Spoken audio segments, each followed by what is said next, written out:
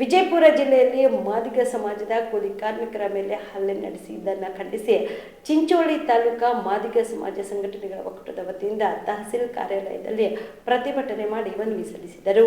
ಪ್ರತಿಭಟನೆಯನ್ನು ಉದ್ದೇಶಿಸಿ ಮಾದಿಗ ಸಮಾಜದ ಹಿರಿಯ ಮುಖಂಡರಾದ ಗೋಪಾಲರಾವ್ ಕಟ್ಟಿಮನಿ ಮಾತನಾಡಿ, ರಾಜ್ಯದಲ್ಲಿ ಕಾಂಗ್ರೆಸ್ ಸರ್ಕಾರವು ಸಂಪೂರ್ಣವಾಗಿ ಸತ್ತು ಹೋಗಿದೆ. ರಾಜ್ಯದಲ್ಲಿ ಕಾಂಗ್ರೆಸ್ ಸರ್ಕಾರ ಬಂದಾಗಿನಿಂದ ರಾಜ್ಯದಲ್ಲಿ ಇಂತಹ ಘಟನೆಗಳು ಬಹಳಷ್ಟು ಹೆಚ್ಚಾಗಿವೆ. ಅದರಂತೆ ಬಿಜಾಪುರ ಜಿಲ್ಲೆಯಲ್ಲಿ ಕೂಲಿ ಕಾರ್ಮಿಕರ ಮೇಲೆ ಹಲ್ಲೆ ಮಾಡಿರುವ ಆರೋಪಿಗೆ ಕಠಿಣ ಕಾನೂನು ಕ್ರಮ ಜರುಗಿಸಿ ಹಲ್ಲೆಗೆ ಒಳಗಾಗಿರುವ ಕೂಲಿ ಕಾರ್ಮಿಕರಿಗೆ ರಾಜ್ಯ ಸರ್ಕಾರದ ವತಿಯಿಂದ ತಲಾ ಒಬ್ಬರಿಗೆ 1 ಕೋಟಿ ರೂಪಾಯಿ ಪರಿಹಾರ ನೀಡಬೇಕು ಎಂದು ಒತ್ತಾಯಿಸಿದರು.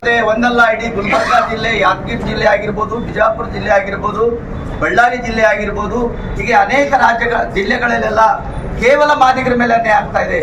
ಇದನ್ನು ಖಂಡಿಸಲಿಕ್ಕೆ ಇವತ್ತು ನಾವೆಲ್ಲರೂ ತಯಾರಾಗಬೇಕಾಗ್ತದ. ಸರ್ಕಾರದ ಕಣ್ಣು ತೆರೆಸಬೇಕಾಗ್ತದೆ.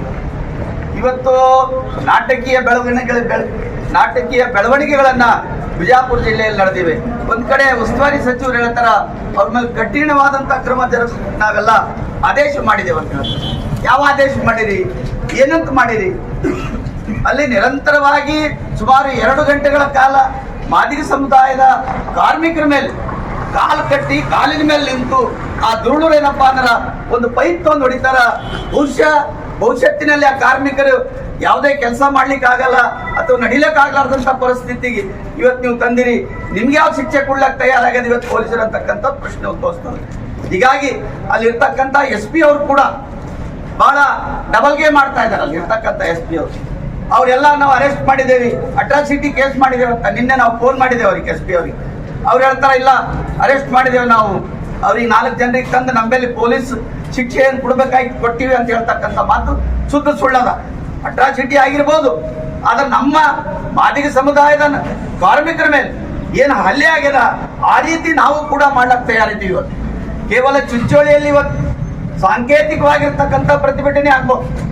ಬರ್ತಕ್ಕಂಥ ದಿನಗಳಲ್ಲಿ ನಾವು ಕೂಡ ಚಿಂಚೋಳಿಯಿಂದ ಸುಮಾರು 100 ಜನರೇನಪ್ಪ ಮಾದಿಗರು ಬಿಜಾಪುರ ಜಿಲ್ಲೆಗೆ ಹೋಗಿ ಅವರನ್ನ ನಮ್ಮ ಕಾರ್ಮಿಕರನ್ನ, ನಮ್ಮ ಸಮುದಾಯದ ಜನರ ಮೇಲೆ ಯಾವ ರೀತಿ ದೌರ್ಜನ್ಯ ಮಾಡ್ಯಾರ ನಾವು ಮಾಡ್ಲಕ್ಕೆ ಸಿದ್ಧರಾಗ್ತೀವಿ ಅಂತಕ್ಕಂಥ ಎಚ್ಚರಿಕೆ ಮಾತನ್ನ ಸರ್ಕಾರ ಕೊಡ್ತಾ ಇದ್ದೀವಿ. ಇವತ್ತು ಆಡಳಿತದಲ್ಲಿ ಇರ್ತಕ್ಕಂಥ ಉಸ್ತುವಾರಿ ಸಚಿವರು ಪಾಪ ಅವರಿಗೆ ಮಾನ ಮರ್ಯಾದೆ ನಾಚಿಕೆ ಶರ್ಮ ಏನೂ ಇಲ್ಲ. ಯಾಕಂದ್ರೆ ಮಾದಿಗರು ಓಟ್ ಗಿಟ್ಟಿಸ್ಕೊಂಡು, ನಿಮ್ಗೆಲ್ಲ ಗೊತ್ತಿರಬೇಕು, ಬಿಜಾಪುರ ಜಿಲ್ಲೆಯಲ್ಲಿ ಅತ್ಯಂತ ಹೆಚ್ಚಿನ ಸಂಖ್ಯೆಯಲ್ಲಿ ಇರ್ತಕ್ಕಂಥ ಮಾದಿಗರು ನಾವು ಅವ್ರ ಓಟ್ಗಳನ್ನು ಪಡೆದು ಇವತ್ತೇನಪ್ಪ ಅಂದ್ರೆ ಮಂತ್ರಿ ಆಗಿರ್ತಕ್ಕಂಥವ್ರು MB ಪಾಟೀಲ್ ಅವರು. ಈ ಸಂದರ್ಭದಾಗ ಅವ್ರು ಹೇಳ್ತಾರೆ, ಪಾಪ ಇಲ್ಲ ಕಾನೂನು ಸುವ್ಯವಸ್ಥೆ ನಾವು ಅದು ಬಿಡಲ್ಲ, ಅವ್ರನ್ನ ಅರೆಸ್ಟ್ ಮಾಡಿದ್ದೀವಿ ಅಂತ.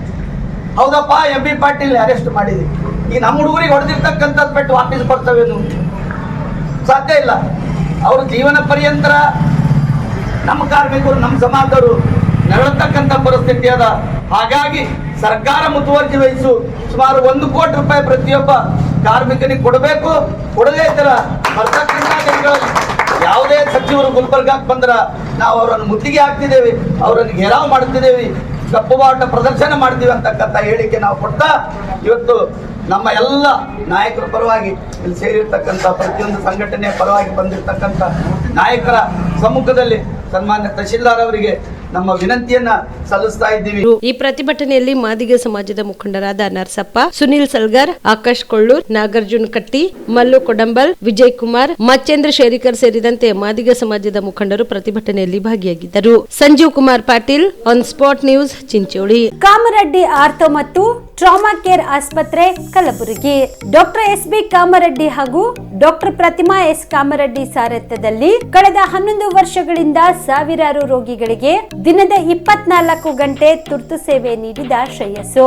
ಆರ್ಥೋ ಚಿಕಿತ್ಸೆಗೆ ನುರಿತ ವೈದ್ಯರ ತಂಡ, neuro surgery, joint replacement surgery, interventional pain clinic, plastic surgery, facial maxillo surgery, ದಿನದ 24 ಗಂಟೆ ಲ್ಯಾಬ್ ಸೌಲಭ್ಯ, ದಿನದ 24 ಗಂಟೆ ಮೆಡಿಕಲ್ ಸೌಲಭ್ಯ, ಡಿಜಿಟಲ್ ಎಕ್ಸ್ರೇ, ದಿನದ 24 ಗಂಟೆ ಬ್ಲಡ್ ಬ್ಯಾಂಕ್ ಸರ್ವಿಸ್, ದಿನದ 24 ಗಂಟೆ ಆಂಬ್ಯುಲೆನ್ಸ್ ಸೌಲಭ್ಯ.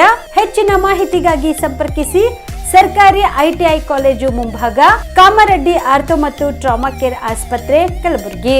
Phone number 084722566163.